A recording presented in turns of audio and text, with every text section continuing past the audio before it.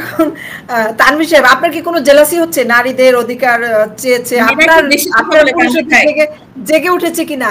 আপনার পুরুষত্ব কোথায়? আপনার একজন পুরুষ, সব পুরুষের পক্ষ থেকে আপনার অনুভূতি জানতে চাই, মানে পৃথিবীর সব পুরুষের পক্ষ থেকে। আমার সহ-আলোচক লিসা কালাম আপাকে অসংখ্য ধন্যবাদ। উনি একজন গুণী মানুষ, বঙ্গবন্ধুকে নিয়ে শতাধিক গান তিনি করেছেন, এবং যদি রাত পোহালে শোনা যেত গানটি বঙ্গবন্ধুকে নিয়ে, যে গানটি প্রথম যিনি বাংলাদেশে যিনি এই গানটি গেয়েছিলেন, তিনি আজকে আমাদের সাথে উপস্থিত। যদিও গানটি হাইজ্যাক হয়ে গিয়েছে পরবর্তীতে, তারপর আমরা জানি যে এই গানটির প্রকৃত শিল্পী লিসা আপাই। বাংলাদেশে পুরুষের যে মেন্টালিটি, নারীর প্রতি যে তাদের দায়িত্ববোধ, সেটাই তো শিখিনি। আমি একজন নারীকে যে সম্মান করতে হবে, ইসলামের কথা দোহাই দিচ্ছে তারা। ইসলাম বলছে কি নারীকে তোমরা সম্মান করো, যে নারীর গর্ভ হতে আমাদের জন্ম, নারীরা মায়ের জাতি, এবং আমরা যদি আমাদের জন্মের যে গর্ভটুকু, যে গর্ভস্থানটাকেই তো আমরা সম্মান করতে শিখিনি। যারা আমরা আমাদের মাদেরকে সম্মান করতে শিখিনি, তাদের কাছ থেকে নারীদের প্রতি অবমাননা ছাড়া আপনারা কি আশা করতে পারেন? এবং এই জেহাদিরা, তৌহিদে যৌনতা বলি আমি তাদেরকে, যৌনতা বলি না, এই তৌহিদে যৌনতা জেহাদিরা, মোল্লারা পরের বাড়িতে খায়, আর হচ্ছে ইসলামের অপব্যাখ্যা এবং কোরআনের অপব্যাখ্যা দিয়ে তারা যে কর্মকাণ্ডগুলো পরিচালিত করে বাংলাদেশে, সেগুলো আসলে কোনোভাবে অ্যাকসেপ্টেবল না। আমি ওই দিকে না যাই, তাদের কথা নাও মানে বলে আসলে লাভ নেই। কারণ হচ্ছে কি, তারা হচ্ছে এক বইয়ের পাঠক, তারা শুধুমাত্র পবিত্র কোরআন শরীফটা তারা পড়েছে, তারা বুঝে যে কোরআনে এটা নিষেধ, কিন্তু তারা এটাকে উল্টোভাবে মানুষের কাছে প্রচার করে, যেহেতু ওই ধর্মগ্রন্থটাকে তারা ব্যবসায়িক গ্রন্থ হিসেবে তারা বেছে নিয়েছে। তারা প্রকৃত কোরআনের অর্থ কি, কোরআনের প্রকৃতভাবে নারীদেরকে কি সম্মান দেওয়া হয়েছে, সেটা তারা কখনোই নারীদেরকে তারা বলবে না। কারণ তারা যদি কোরআনের সত্যিকার কথা জাতিকে বলে, তাহলে তাদের ব্যবসা বন্ধ হয়ে যাবে, এবং তাদের ব্যবসা বন্ধ হবে বিদায় তারা নানা রকমের উসিলা ক্রিয়েট করে তাদের মিথ্যাটাকে তারা প্রমোট করে, তারা সত্যকে কখনো প্রমোট করে না। এবং এই বাংলাদেশে যারা এখন বিভিন্ন লাইমলাইটে, যারা বিভিন্ন এই যে জিহাদিরা, মৌলবাদীরা, মোল্লারা চিৎকার চেঁচামেচি করতেছে, আপনারা তাদের অতীত ব্যাকগ্রাউন্ড চেক করে দেখুন যে তারা কি আসলে দেশপ্রেমিক, না তারা অন্য কিছু। আজকে তারা কেন ফ্রন্ট লাইনে, কেন সত্যিকার আলেম ওলামারা নেই, কেন বাংলাদেশকে যারা ধারণ করে মুক্তিযুদ্ধের চেতনার মানুষগুলো কেন আজকে নেই? আপনারা কি দেখতে পান না যে আজকে বাংলাদেশের যে চেহারাটা, বাংলাদেশের যে আচার আচরণ মানুষের, সেটা ঠিক ৭১ সালে এরকম ছিল।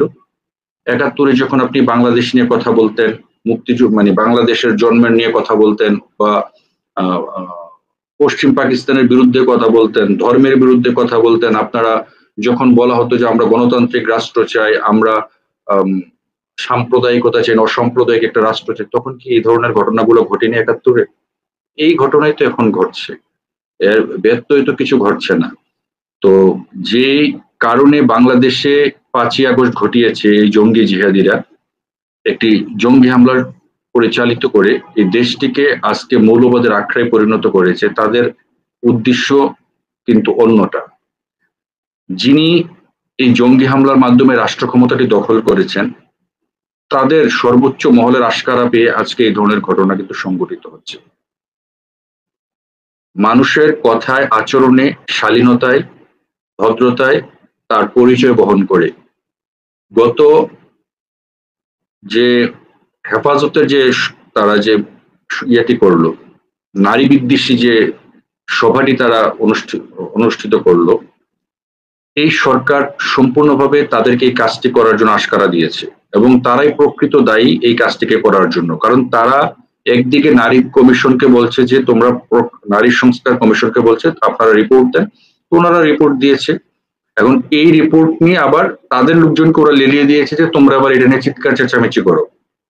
কারণ প্রফেসর ইউনূস, উনি তো আসলে আমাদের জাতিকে নানা ধরনের ডিভাইডেশনের মধ্যে ফেলে দিয়েছেন।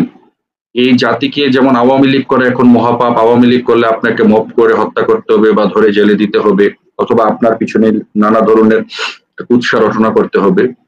তো এই কাজটিকে যারা প্রমোট করছেন সরকারের সর্বোচ্চ মহল থেকে, তাদের কিন্তু বোঝা উচিত যে আপনারা যে ব্যবসা চালু করেছেন বাংলাদেশে অপসংস্কৃতির, এই ব্যবসা কিন্তু বেশি দিন চলবে না। কারণ এই ব্যবসা যখন আপনারা দীর্ঘদিন চালাতে যাবেন, তখন মানুষের মানে ক্ষোভে ফুঁসে উঠবে আপনাদের বিরুদ্ধে। আপনারা এই বিগত 8 মাসে বাংলাদেশকে ধ্বংস করা ছাড়া বাংলাদেশের কোনো অর্জন আপনারা বয়ে আনতে পারেননি। আপনারা একটি রাষ্ট্রকে অস্থিতিশীল করা ছাড়া, শিক্ষা ব্যবস্থাকে ধ্বংস করা ছাড়া, আমাদের সামাজিক নিরাপত্তা বেষ্টনীকে ভেঙে গুড়িয়ে দেওয়া ছাড়া, আমাদের নারী, শুধু নারী কেন, আজকে সন্ধ্যার পরে নারী পুরুষ সবাই তো অরক্ষিত, শুধু নারীরাই যে অরক্ষিত তা তো না, আজকে নারী পুরুষ সবাই অরক্ষিত। তো একটি শিশুর যেখানে আমরা নিরাপত্তা দিতে পারি না এই দেশে, আমরা যেখানে আমাদের নারীদের নিরাপত্তা দিতে পারি না, ইভেন তাদের দলের নেতারাও তো, যারা এই জঙ্গি হামলা পরিচালনা করছে, তারাও তো নিরাপদ না। গতকালকে আপনারা নাটক দেখেছেন, আপু যেরকম বলেছেন এই কথাটা খুবই গুরুত্বপূর্ণ, যে আমরা সন্তানদেরকে, আমার সন্তানদেরকে আমি মানে ওনার সন্তানদেরকে নিরাপদ না মানে জীবন ব্যবস্থা উনি যেভাবে তাদেরকে সচেতন করে, যেমন আমরা ছোটবেলায় কথা বলতে পারতাম না, এই চুপ কর, পিরিয়ডের এটা পিছনে লাল কেন, বা প্যান্টি পরতে হয় বা কিছু একটা, এই স্বাস্থ্য সচেতনমূলক বিষয়গুলো কিন্তু সেই ক্লাস 8-9 যে গ্রাহ্য অর্থনীতিতে খুব সামান্য হালকা পাতলাভাবে আমরা পেতাম। আর ঘরোয়াভাবে এই বিষয় আলোচনা করতে গেলে মানে খুবই ভয়ে ভয়ে বা খুব লজ্জার এই বিষয়গুলো কিন্তু আমাদের সামনে উপস্থাপন করা হতো। এবং জন্ম নিয়ন্ত্রণ পদ্ধতির ব্যাপারে কথা বলতে গেলেও, যেমন আমি আমার মাকেই বলতাম যে আমরা তো 1 ভাই 1 বোন আছি, আর ভাই বোন লাগবে না, তখন একটা থাপ্পড় দিয়ে আমার দূরে সরাই দিল। ছোট মুখে বড় কথা বলি, ক্লাস 6-এ পড়ি তখন। তো আমার বড় আপুরা এসে আমাকে বলতো তোমরা তো 1 ভাই 1 বোন, খুব সুন্দর, আমার কাছে ভালো লাগতো। আমার মাকে বলতো আমাদের আর ভাই বোনের কি দরকার, 1 ভাই 1 বোন সবাই খুশি হয় শুনলে, আমাকে থাপ্পড় দিয়ে দূরে সরাই দিল। তারপর আমরা এখন 5 ভাই বোন, আল্লাহর মান। তো এইভাবে আমরা মানে পরিবারের একজন সদস্য হতে পারি, কিন্তু পরিবারের গুরুত্বপূর্ণ সিদ্ধান্তের ব্যাপারে যারা সন্তান নতুন পৃথিবী সাজাবে তারা কোনো সিদ্ধান্ত দিতে পারে না বা তাদের মতামত জানাতে পারে না। এই জায়গা থেকে আপনি পুরুষ হিসাবে, পিতা হিসাবে, পিতাদের মানে কি অবদান বা তাদের কিরকম দায়িত্ব পালন করা উচিত, নিরাপদ যৌনতা নিয়ে আলোচনা করা বা নারীদের শারীরিক বিষয়টাও পুরুষ সন্তানদেরকে বোঝানো, বাবা হিসেবে কতটুকু দায়িত্ব আছে আপনি মনে করেন? দেখেন, আমি আমার সন্তানকে খোলামেলা সবকিছু আমরা কথা বলি। আমার সন্তানকে বলে দিই যে মা এটা ভালো, এটা খারাপ। আমার 2টি কন্যা সন্তান, আমি প্রাউড ফিল করি যে আমার 2টি কন্যা সন্তান, ঠিক না? আমি এই জিনিসটা যেমন আমার সন্তানদেরকে বলে দিই যে এই কাজটুকু খারাপ, এই কাজটুকু ভালো, এবং আমি তাদেরকে সব শিক্ষা এখনই দিয়ে দিচ্ছি। এখন তারা বেছে নিবে যে তারা কি সঠিক পথে যাবে না তারা খারাপ পথে থাকবে। বাবা মা হিসেবে আমাদের কর্তব্য আমাদের সন্তানদের সাথে খোলামেলা সবকিছু আলাপ আলোচনা করা, এবং কোনো কিছু হাইড করার কিছু নেই। এই বাংলাদেশে আপনারা যত বেশি হাইড করবেন, আপনারা দেখবেন যে তত বেশি এগুলাকে নিয়ে মানে কুসংস্কার, ধর্মের এসে হাজির করবে। এবং আপনারা এটার প্রমাণও দেখেছেন এইবার বইমেলাতে, 21শে বইমেলাতে যেটা হয়েছিল, যে সেখানে না, যেখানে মেয়ের যে পিরিয়ডের যে ন্যাপকিন বিক্রি করা নেই, হ্যাঁ ন্যাপকিন, স্যানিটারি ন্যাপকিনে লজ্জাজনক গোপন জিনিস, এটা প্রকাশিত করা যায় না। এই ধরনের মানসিকতা সম্পন্ন যারা আছেন তাদের কাছ থেকে আসলে আপনারা রাষ্ট্র, আসলে সত্যি কথা কি, পরিবার কেন্দ্রিক সচেতনতা যদি বৃদ্ধি পায়, আপনি আজকে একটা কথা বলি, আমরা বাংলাদেশের যারা নাগরিক আছে, এখানে যে দল করুক, যে মতেরই আছে, সবাই তো বাংলাদেশের নাগরিক। এখন এই বাংলাদেশের নাগরিকরা আজকে আমরা একদল যাবে একদল আসবে, ক্ষমতার পালা বদল হবে, তাই বলি কি আমরা এইভাবে মানুষকে পিটিয়ে হত্যা করব, যে রাষ্ট্রীয় সম্পদ ভাঙচুর করব? তাহলে এই শিক্ষাগুলা যারা করেছে, আমি বলবো না যে তারা মানে আওয়ামী লীগের প্রতি ছিল এই জন্য করেছে, নো, তারা তাদের পরিবার থেকে তারা শিক্ষা পায়নি যে মানবিক হওয়া, মানুষ একজন মানবিক মানুষ হওয়া, এটা তো পায়নি। ইসলামী, তারা ইসলাম ধর্মের দোহাই দেয়। ইসলামে কি হত্যাকে জায়েজ কোথাও বলা হয়েছে? নরহত্যাকে কোথাও বলা হয়নি। এই যে আপনারা যে ধরনের আচার আচরণ কৃষ্টি কালচার গড়ে তুলেছেন বাংলাদেশে, এই ধরনের আচার আচরণ থেকে যদি আমরা আমাদের সন্তানদেরকে বা আমরা পরিবার থেকে যদি আমরা শিক্ষা প্রদান করতে না পারি, তাহলে বাংলাদেশ কোন অবস্থায় দাঁড়াবে?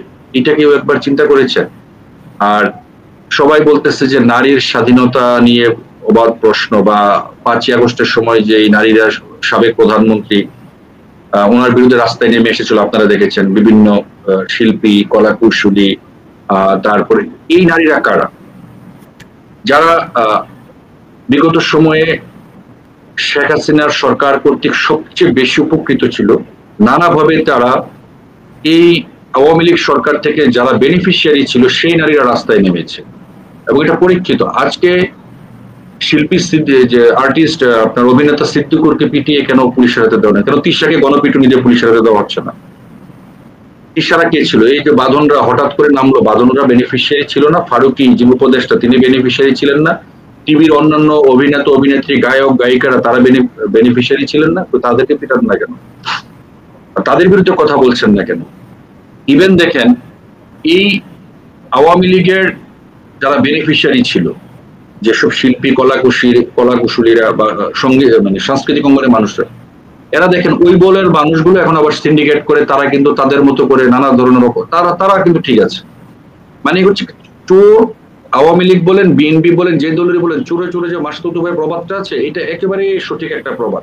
তাদের সাথে তাদের লিঙ্ক আপ ঠিক আছে, তাদের রুটি রোজগারের ব্যবস্থা ঠিক আছে, তাদের চলাচল করতে সমস্যা হয় না, তারা অনেকে মিডিয়াতে কথা বলে তাদের বিরুদ্ধে কিন্তু মামলা হয় না, মামলা হলে পুলিশ অ্যারেস্ট করে না।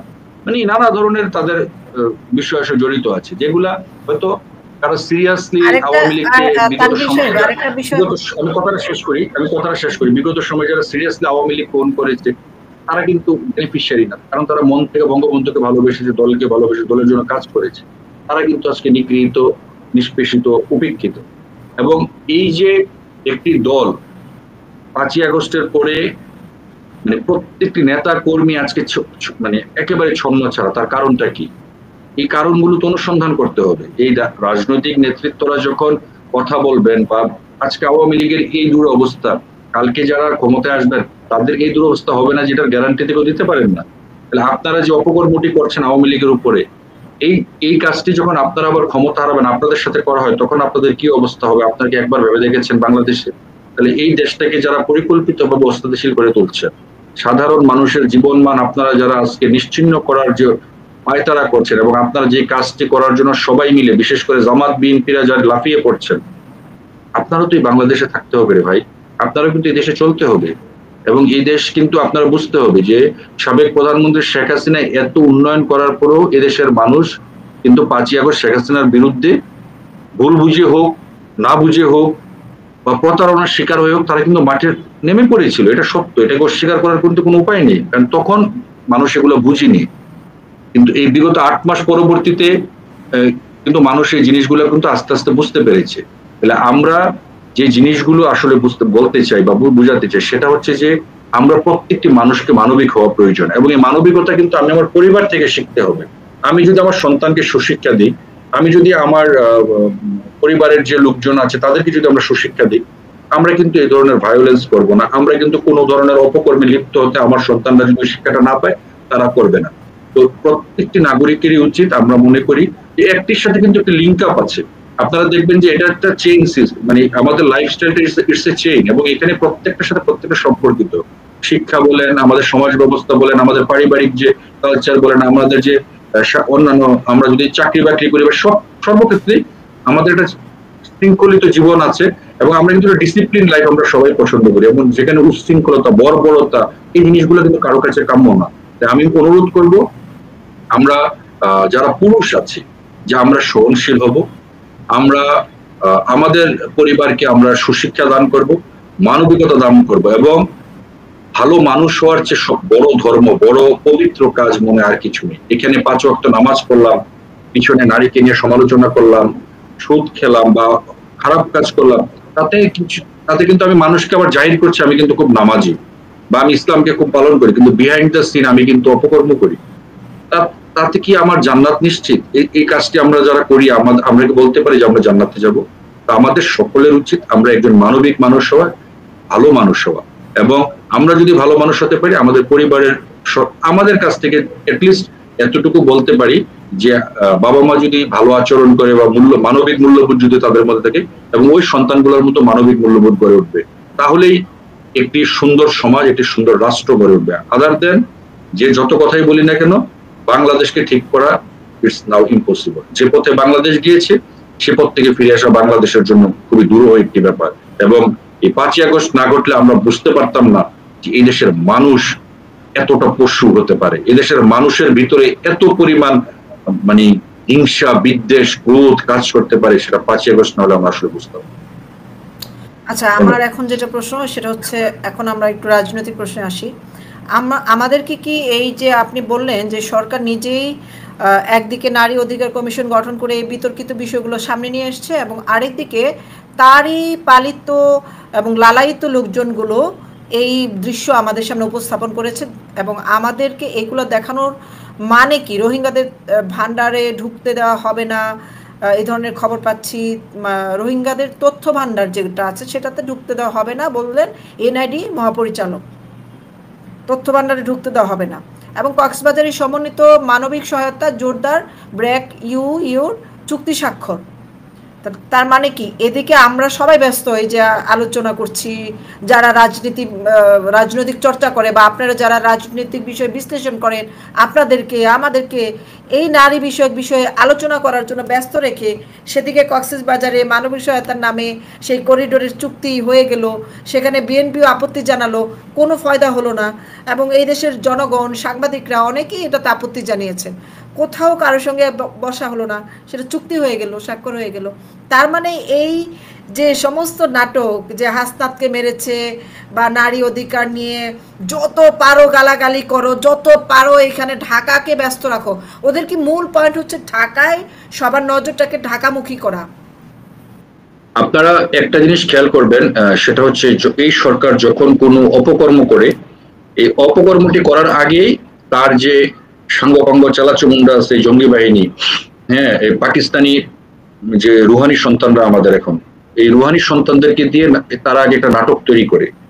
আপনাদের মনে আছে যে হাসনাত সার্জিকার গাড়ি অ্যাক্সিডেন্টের নাটক, এবং এই হাসনাত আপনার মশার কামড় খেলো এমন একটা ভাব করে হাসপাতালে ভর্তি হয়, তারা ছিল কিনা সেটাও আমরা প্রমাণ পাইনি, মানে এই ধরনের ঘটনা আর কি। তো এখন হাসনাত আবার তার কালকের ঘটনা নিয়ে সে ইয়েতে এক্স হ্যান্ডেলে স্ট্যাটাস দিয়েছে যেটা বিএনপি করেছে, কিন্তু পুলিশ অ্যারেস্ট করতেছে আওয়ামী লীগকে। তো সরকার আসলে বিষয়টা হচ্ছে কি, এই ইনুস সাহেব যে শব্দের উচ্চারণ করেছেন মেটিকুলাসলি ডিজাইন্ড, এই মেটিকুলাসলি ডিজাইন শব্দটি আসলে উনি যথার্থ বলেছেন। এবং উনি, আপনারা খেয়াল করবেন, উনি ইনুস সাহেব কিন্তু মিথ্যা বলেন না। আমি এই জন্য খুব মানে ইনুস সাহেবকে মানে একটু আমার মনে হয় শুধু কথার কথা, উনি কিন্তু মিথ্যা বলেন না। কেন বলেন না? উনি বলছেন অতীত নিশ্চিহ্ন, রিসেট, মানে 71 নাই, মানে আজকের পর থেকে রিসেট, তার মানে রিসেট। এবং আপনি এখন আমরা এটা আলোচনা করতেছি যে এটা উনি বলে দিয়েছিল অতীত নিশ্চিহ্ন, হয়তো বলবেন যে উনি বেশি কথা বলতেছে। ক্লিয়ার করি, সেটা হচ্ছে জুলাই আন্দোলনের সময়ও কিন্তু এমন কিছু বিষয়কে তারা টার্গেট করেছে যেগুলো রিসার্চ করার পরে কিন্তু করেছে, যে মানুষের সাইকোলজিক্যালি মানুষ কি কি প্রশ্ন মনের ভিতরে ঘুরছে, এই জিনিসগুলো তখন হচ্ছে কি একটা সরকার বিষয়ে কিন্তু সেম কথাগুলো যেগুলো আমাদের অনেক দীর্ঘ বছরের সেই জিনিসগুলা এই সময় উপস্থাপন করছে, যে সময় দেশ বিক্রি করে ফেলেছে কক্সবাজার। আপনারা একটা জিনিস খেয়াল করেন, অনেকে বলে যে বিগত 15 বছরের বিষয় নিয়ে কথা বলেন না, বিগত 15 বছর কি হয়েছে, বিগত 15 বছর কই ছিলেন। আমি তাদের কাছে জিজ্ঞাসা করতে চাই, বিগত 15 বছরে বাংলাদেশ কখনো কি এই ধরনের সংকটে পতিত হয়েছে? আপনারা কি কখনো বিগত 15 বছরে শুনেছেন যে সেন্ট মার্টিন যাওয়া নিষেধ? জিজ্ঞেস করেন, আপনার মাধ্যমে জিজ্ঞেস করেন তার বাড়িতে কয়বার আমি কথা উত্তর দিচ্ছি, তার বাড়িতে কয়বার লুটপাট করা হয়েছে বিগত 15 বছরে আজকে যে অবস্থায় পতিত হয়েছে বাংলাদেশ, আমাদের এই অবস্থা কি বিগত 15 বছর ছিল? বিগত এভাবে অরক্ষিত ছিল? বিগত 15 বছরে সোহরাওয়ার্দী উদ্যানে নারীদেরকে মহাসমাবেশ করে কি বেশ্যা পতিতা বলে গালিগালাজ করা হয়েছিল? তাইলে যারা বলেন যে বিগত 15 বছর আপনারা ছিলেন, ভাই আপনারা তো পাকিস্তানি রুহানি জারদ সন্তান, তো আপনাদের কাছ থেকে আসলে ভালো কিছু আশা করা যাবে না। আর যে জিনিসটা আমরা কথা বলি সেটা হচ্ছে যে প্রফেসর ইউনূস সত্যি কথা বলেন। কেন সত্যি কথা বলেন? উনি বলেছেন অতীত নিশ্চিহ্ন, রিসেট করে দিয়েছে ছাত্ররা। 71 রিসেট হয়ে গিয়েছে। 71 রিসেট হওয়া মানে বাংলাদেশ রিসেট হওয়া, বাংলাদেশ রিসেট হওয়া মানে এটা এখন পূর্ব পাকিস্তানে চলে যাওয়া। এখন তো বাংলাদেশ নাই, এটা এখন পূর্ব পাকিস্তান। এখন পূর্ব পাকিস্তানে আপনারা এখানে মানবাধিকার থাকবে না, এখানে আইনের শাসন থাকবে না, এখানে নারী অধিকার থাকবে না। এটা তো নর্মাল ব্যাপার, কারণ পূর্ব পাকিস্তানে এগুলো ছিল না। যেগুলো পূর্ব পাকিস্তানে ছিল না, মানে ছিল না, এগুলো আমরা বাংলাদেশে এক্সপেক্ট করতে পারি না। যেহেতু উনি বলেছেন অতীত নিশ্চিহ্ন রিসেট করে দেওয়া হয়েছে, তার মানে আমরা পূর্ব পাকিস্তানে চলে গিয়েছি, আমাদের বাংলাদেশের এখন আমরা নাই। তাহলে পূর্ব পাকিস্তান আমলে যা যা ঘটেছিল এখন তাই ঘটবে, এটা আমাদের মেনে নিতে হবে। এবং এই যারা মেনে নিবেন তারা হয়তো বেঁচে থাকবেন, আর যারা মেনে নিবেন না তাদেরকে মব ভায়োলেন্সের শিকার হতে হবে, নানা ধরনের হত্যা নির্যাতনের শিকার হতে হবে। এবং এবং এর মধ্যে ভালো থাকবেন কারা? চাটুকার শ্রেণীর। এর মধ্যে ভালো থাকবেন কারা? এর মধ্যে ভালো থাকবেন কারা? তেলবাজরা, চাটুকাররা, যারা বিগত সময় তেলবাজি করেছে, এখনো তারা তেলবাজি করবে, এবং তারাই ভালো থাকবেন। আমরা মনে করি বাংলাদেশ যে অবস্থায় আজকে গিয়েছে সেটা আমাদের কৃতকর্মের ফল। আমরা একটি বৈধ সরকারকে, আমরা একটি নির্বাচিত সরকারকে আমরা মিথ্যা অভিযোগে একটি জঙ্গি হামলার মাধ্যমে এই দেশ থেকে আমরা বাংলা আওয়ামী লীগকে বা বিগত সরকারের পতন ঘটিয়ে আমরা আমাদের ভাগ্য এই জঙ্গি জিহাদি মৌলবাদীদের হাতে তুলে দিয়েছি। যেহেতু আমরা আমাদের ভাগ্য জঙ্গি জিহাদি মৌলবাদীদের হাতে আমরা দিয়েছি, তাহলে এই দেশে এখন যা ঘটবে তা জায়েজ, এবং তার জন্য আমাদের আসলে অনুশোচনা করে কোনো লাভ নেই। যারা এই সরকারকে এনেছে এই দেশে এখন যা ঘটছে তার জন্য তারা এবং এই সরকারি তারা দায়ী। আমি যা বুঝলাম সেটা হচ্ছে নারী অধিকারের বিষয় উপস্থাপন করে আমাদের পূর্বে যে নারী অধিকার সংরক্ষিত ছিল এবং যে সুরক্ষিত ছিল সেটাকেও ম্যাসাকার করার এবং সেটাকে ধূলিসাৎ করার সম্পূর্ণ ব্যবস্থাকে ভেঙে দেওয়ার একটি কুচক্রী পরিকল্পনা বাস্তবায়ন হচ্ছে, ঠিক কিনা? বাংলাদেশে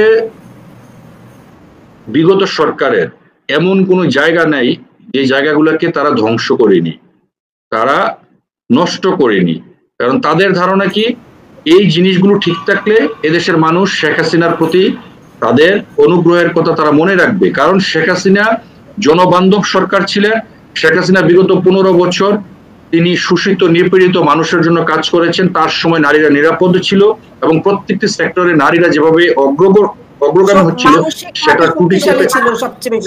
সেটাকে টুটি চেপে ধরার জন্যই পরিকল্পিতভাবে এই এনজিওদেরকে দিয়ে ইউনূস সাহেব সংস্কার কমিশন স্থাপন করেছেন, এবং এখন মোল্লা মৌলবীদেরকে দিয়ে, হেফাজত জঙ্গি জিহাদিদেরকে দিয়ে এটাকে একটা ভয়াবহ অবস্থার দিকে নিয়ে যাবেন। এবং উনি যতদিন এইভাবে দেশকে অস্থিতিশীল রাখতে পারবে ততদিন উনি ক্ষমতায় থাকতে পারবেন। কারণ দেশ যখন অস্থিতিশীল থাকবে তখন দেশে নির্বাচন দিবেন।